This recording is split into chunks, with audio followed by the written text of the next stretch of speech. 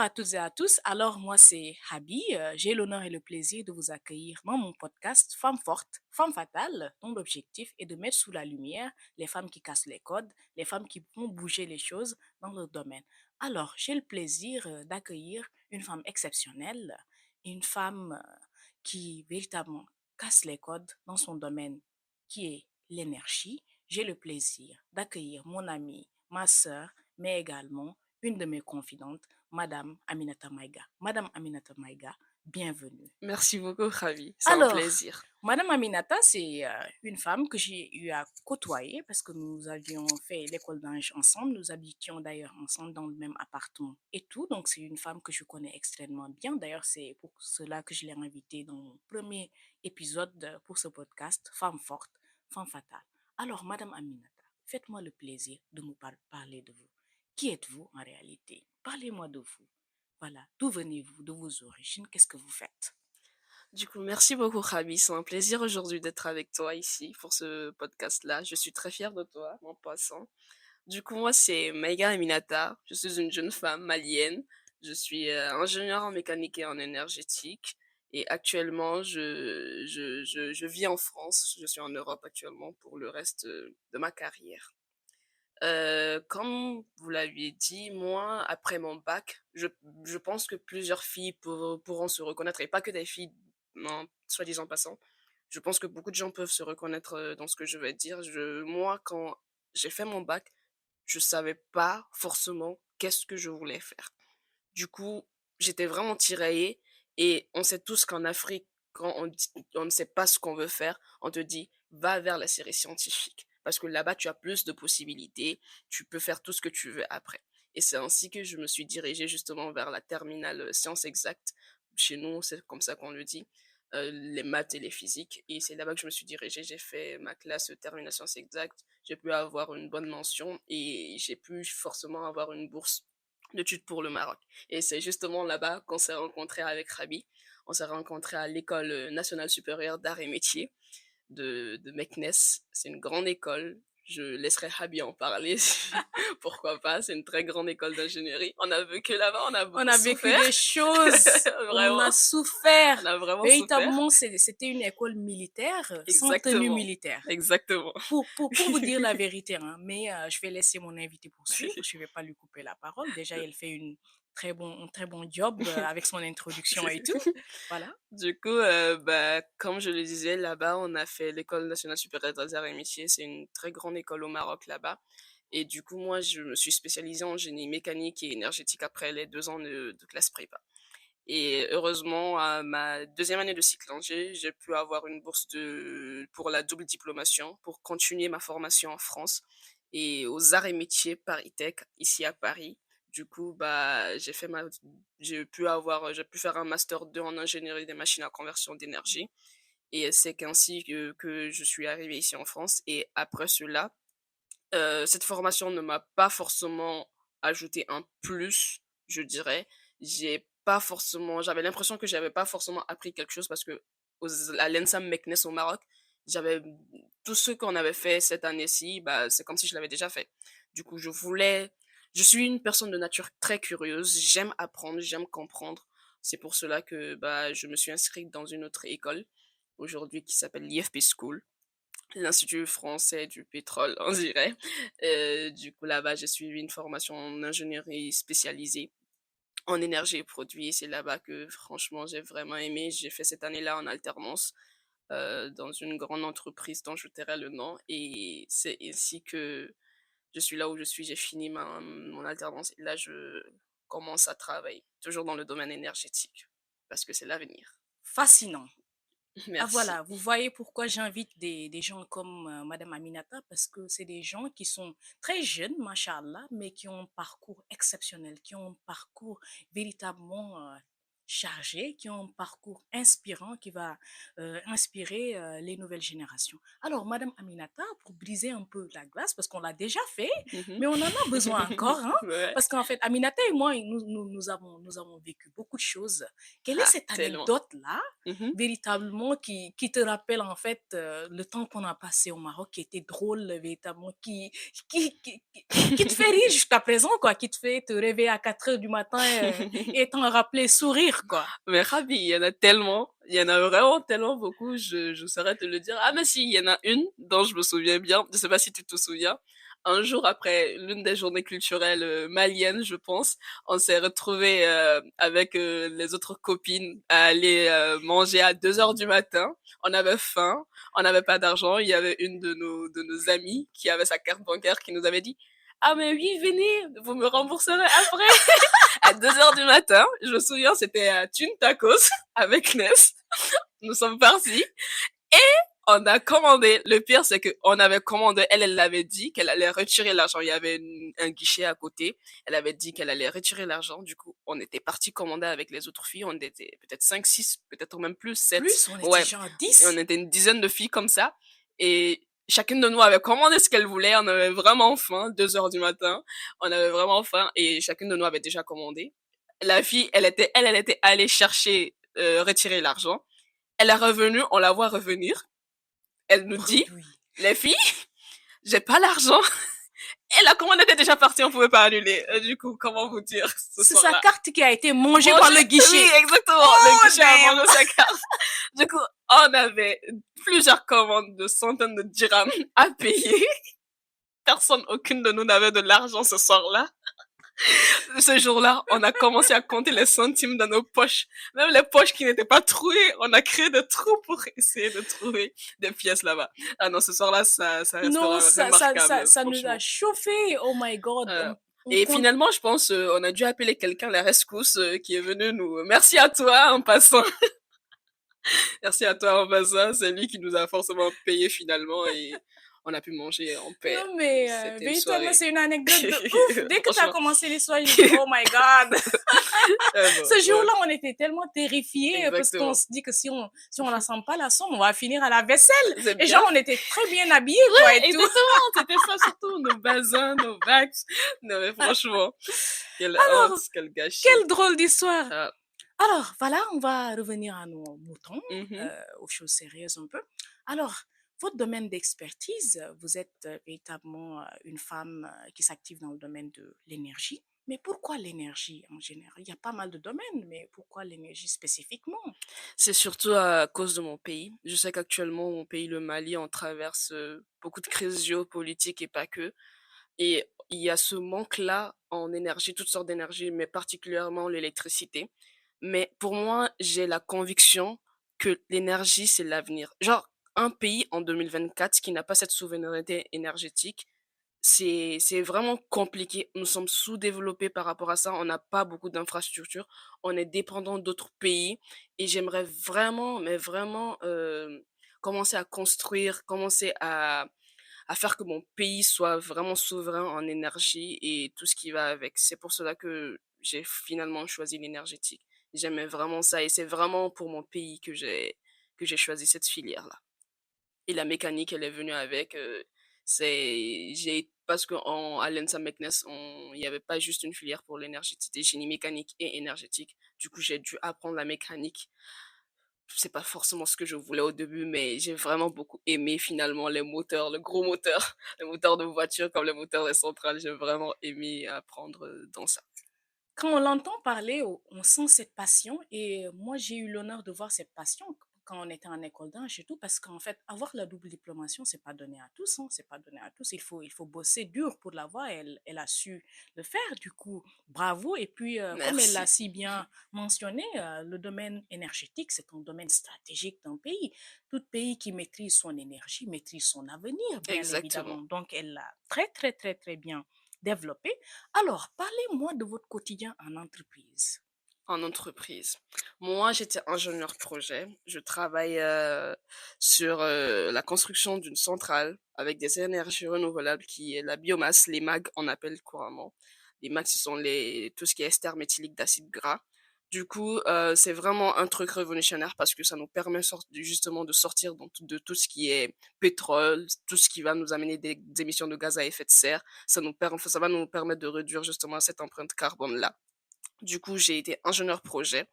Le rôle d'ingénieur projet, ou plus communément appelé PMO, Project Manager Officer, c'est vraiment, tu copilotes, tu as un overview sur tout le plan de la centrale. Nous avons des contrats EPC avec d'autres entreprises. Nous, on est vraiment la MOA, la maîtrise d'ouvrage. On surveille, on pilote ce que ces entreprises-là font. Du coup, en entreprise, c'est surtout que c'est pas qu'est-ce que je fais, mais finalement, qu'est-ce que je ne fais pas. Parce qu'il y a tellement de petits sujets transverses par rapport à ça. Tu es sur le plan technique, tout ce qui est PID, PFD, tu lis ça, tu lis les livrables, tu regardes s'il y a des modifications à faire, tu fais des calculs parce que tu es ingénieur après tout. Tu fais aussi tout ce qui est reporting hebdomadaire, tu fais le suivi des KPI du projet pour voir justement s'il y a cet écart-là entre la réalité et ce qui se fait sur le terrain.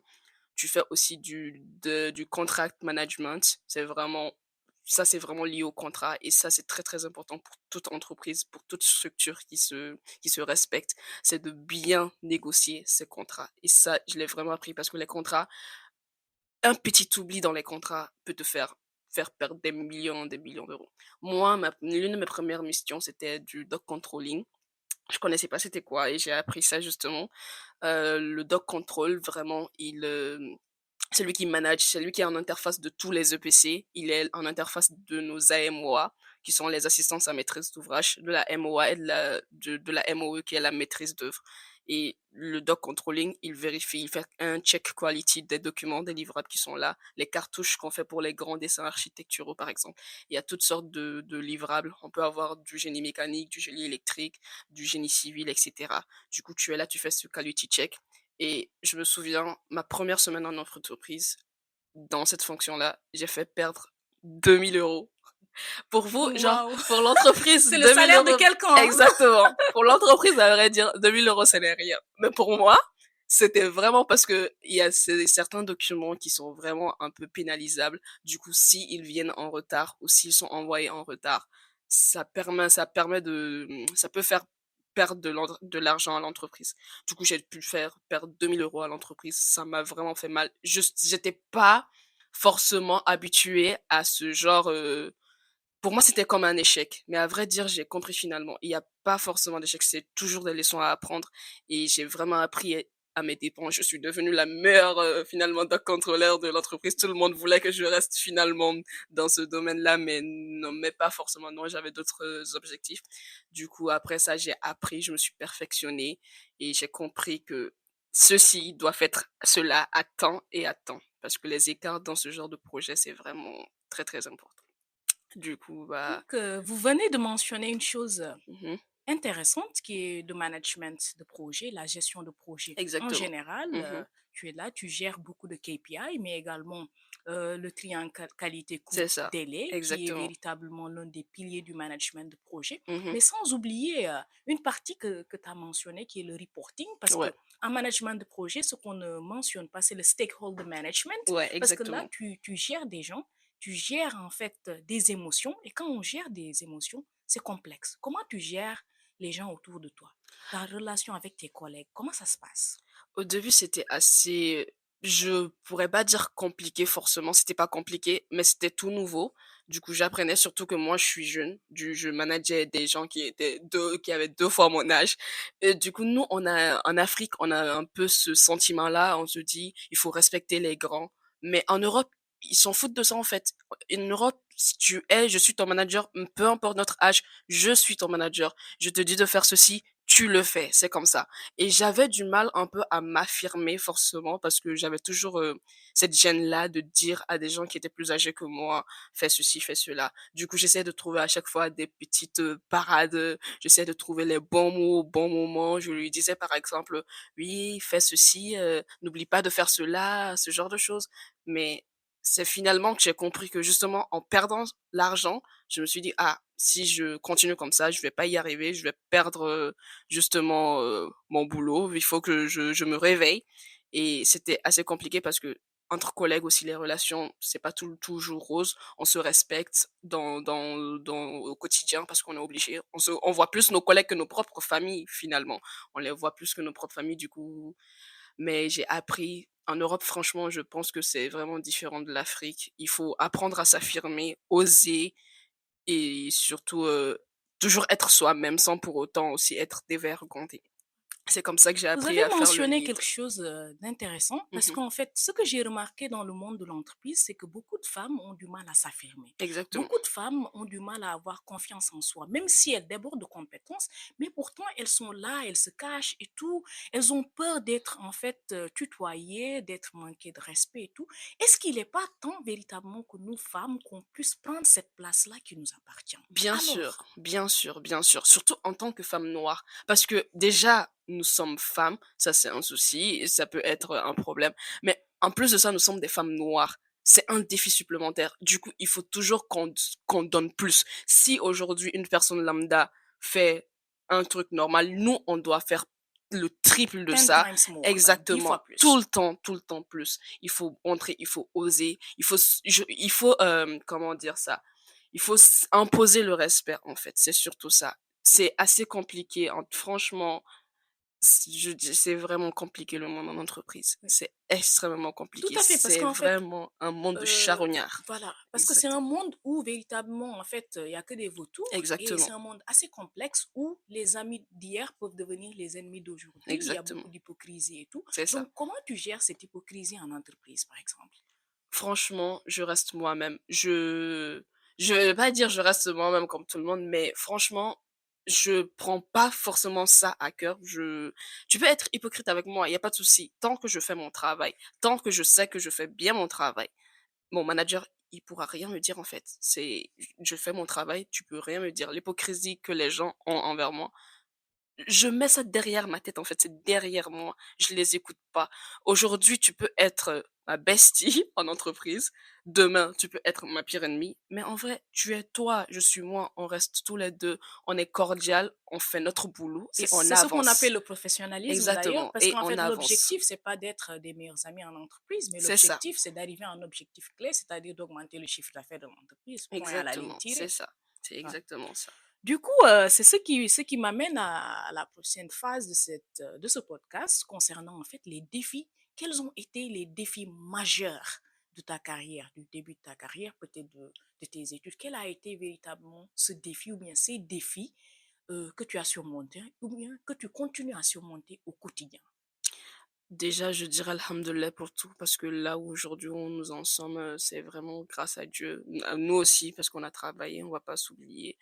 Mais alhamdoulilah. Mais en vrai, durant mes études, au Maroc, par exemple, je dirais pas, je sais pas si on était toutes là. Je sais pas si tu as vécu un peu ce stéréotype ou ce racisme. Abby, elle n'était pas comme nous, hein. Abby, elle était amie avec tout le monde. Abby, c'est cette personne sociable-là Non, qui parle du tout, avec je tout suis le monde. aigrie, moi. Justement. Mais moi, je me souviens, l'une des choses qui m'a le plus marqué, c'est vraiment ma première journée en à l'école. Je me souviens très bien ce jour-là, on était venu un lundi, le mardi directement, on est parti à l'école pour commencer les études parce qu'on était déjà en retard. Ça, c'est vraiment l'administration malienne. Nous étions déjà très, très en retard par rapport aux cours. Du coup, je me souviens, ce jour-là, on s'est levé avec une autre de nos promotionnaires. On est parti, on était ensemble à deux, on partait sur la route. C'était ma première fois de vivre ça, ça m'a vraiment marqué. Il y a un groupe de jeunes adolescents qui avaient un chien. Ils avaient un chien avec eux. Moi, j'ai très, très peur des chiens et des chats. J'ai vraiment très peur de ça. Abby peut vous en témoigner. Du coup, Combien de fois je suis descendue de l'immeuble, genre d'en haut, depuis notre étage jusqu'en bas, pour juste ouvrir la porte pour qu'elle et Aïcha, promotionnel. notre autre promotionnaire, qu'elle puisse rentrer dans Ah, mais moi, je l'appartement, peux quoi. pas. J'ai vraiment peur de ces animaux-là. Du coup, je me souviens très bien, j'étais avec Aïcha, justement. On était juste devant l'école, on devait rentrer, et ce groupe d'adolescents, ils avaient un chien, et le gars, il a dit à son chien, attaque. Il a dit attaque, Abby. J'étais là parce C'est que méchant. deux femmes, deux petites filles noires devant l'école. C'était vraiment ma toute première journée au Maroc. Et il a dit attaque. j'étais là, j'étais tétanisée. En fait, des fois, tu as tellement peur, tu n'arrives même pas à bouger. Déjà que moi, j'ai peur. Mais je sais pas, j'ai eu cette force-là. Je me suis dit, en moi, dans mon intérieur, je me suis dit, mais c'est quoi ça? C'est quoi cette discrimination, en fait? C'est quoi? C'est vraiment, j'arrivais même pas à expliquer. Et j'ai eu cette force-là, j'ai pas bougé. Je sais pas si c'était de la peur ou c'était du courage. En tout cas, j'ai pas bougé. Aïcha, elle s'est mise derrière moi. Et il a La dit, peureuse, attaque. celle-là! Ouais, le chien, il a commencé à aboyer sur nous. Et heureusement, il y avait une de ses filles, ils étaient là, ils rigolaient, ils se moquaient de nous. Et il y en a une qui a dit, arrête, arrête ça, arrête ça. Et il a dit à son chien de revenir. J'ai trouvé ça vraiment comme une injustice. C'est comme si il nous disait, oui, j'ai vraiment pris ça ainsi, quoi. C'est vous les noirs, bah, le chien va vous attaquer, quoi. Ce genre de choses. Ça m'a vraiment marqué. Et c'est vraiment le racisme. Je ne dirais pas que tout le monde est raciste. Non, il y a du racisme un peu partout. Mais ça m'a vraiment un peu marqué. Et le racisme tout au long de ma carrière, même en Europe, on le sait, en France surtout, on le vit, que ce soit pour les opportunités, pour trouver des alternances, pour trouver son premier job, pour trouver son école, de bonnes écoles. C'est assez compliqué. Le racisme, il est toujours là. Nous, les Noirs, on doit toujours faire plus. On est toujours relégués en arrière-plan. Et vraiment, ça a été l'un de mes plus grands défis, je dirais un peu partout dans toute ma carrière. Fascinant. Mm. Alors, c'est un vécu similaire à beaucoup de Noirs, mais surtout, nous, les femmes noires, on a également cette tendance à être plus marginalisées, à ne pas être acceptées à notre juste valeur.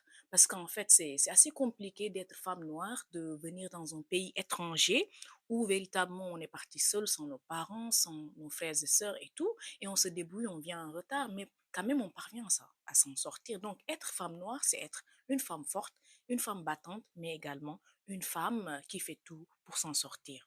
Alors, en parlant de ça, nous allons passer véritablement au conseil, parce qu'en fait, en gros, on a fait le tour de votre carrière, de vos vécus, de ce que vous avez eu à surmonter, mais en matière de conseils pour la génération future, quel conseil, par exemple, aimerais-tu donner à la future génération, aux autres femmes noires qui arrivent, mais également à toutes les femmes du monde, hein, surtout les femmes africaines qui sont là, qui n'ont pas une bonne situation actuellement, mais qui aspirent à avoir en fait une situation similaire à la vôtre, par exemple. Moi, je dirais vraiment aux jeunes filles de croire en leurs rêves, même si l'objectif semble effectivement loin. Rien n'est impossible avec de la persévérance et un plan très clair. Il faut constamment s'éduquer. Il faut pas laisser justement que les cours à l'école. Il faut constamment s'éduquer, apprendre d'autres langues, pourquoi pas, parce qu'on ne sait jamais où les opportunités peuvent venir. Et justement, créer ces opportunités-là. Il faut pas se contenter à attendre ça. Il faut les provoquer en osant, je sais pas moi, tu envoies tes candidatures, tu pars vraiment au culot, quoi, en participant à des projets, des petits webinaires, créer son propre réseau. LinkedIn, par exemple, c'est un très très bon réseau C'est un social très bon actuellement. outil. En Exactement. parlant, je ne vais pas te couper la parole, Mhm. mais moi, si je suis arrivée là où je suis aujourd'hui, c'est un peu grâce à LinkedIn. LinkedIn, véritablement, c'est un réseau exceptionnel. Alors, je conseille toutes les filles, Mm.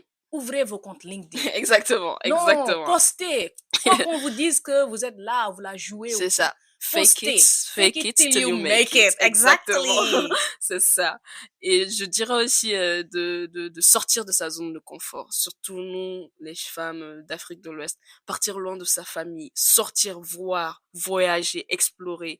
Partir dans des environnements qui ne sont pas encore connus. C'est une occasion unique de grandir. Et c'est ainsi qu'on s'ouvre à d'autres cultures. Moi, franchement, le Maroc, j'ai vraiment aimé ce pays-là. C'est un pays où je vais retourner. Je retourne, je vais retourner. C'est un pays très beau. La culture, les gens, ils sont gentils. La nourriture, elle est très bonne. Oh là là, le On tagine. est très, très d'accord avec ça. La Judge nourriture, Muhammad. exactement. La nourriture, elle est très bonne. Et ici, en Europe aussi, on a vraiment découvert plein d'autres pays. Et vraiment, sortez, voyagez, ouvrez-vous. Ne restez pas dans votre zone de confort. Et puis aussi, faites face à tout ce qui est stéréotype et racisme, en fait. Être une femme noire, ça peut parfois ajouter des défis supplémentaires, ça c'est vrai. Mais sachez que on a tous nos places partout. Et en message de clôture, moi je pourrais juste dire, votre parcours, vos choix et vos succès peuvent devenir une source d'espoir et de changement pour votre communauté. Du coup, osez, avancer et inspirer. Quelle inspiration! Véritablement, j'ai les larmes aux yeux, hein, comme, je ne suis pas déçue de l'avoir, invitée dans cette premier épisode. Elle m'a montré le talent exceptionnel que j'ai toujours vu en elle, donc c'est une femme à surveiller de près parce que she will go places, inch'Allah. Donc Inch'Allah. merci de m'avoir fait l'honneur de venir sur ce Merci à toi, ravi podcast-là. de Vraiment, ce m'avoir. fut un énorme plaisir et dans l'avenir également, inch'Allah, quand je vais venir au Mali pour t'interviewer personnellement aussi, voilà, on y sera, inch'Allah. Et Inch'Allah. puis, merci beaucoup. Merci beaucoup. Au revoir. Au revoir.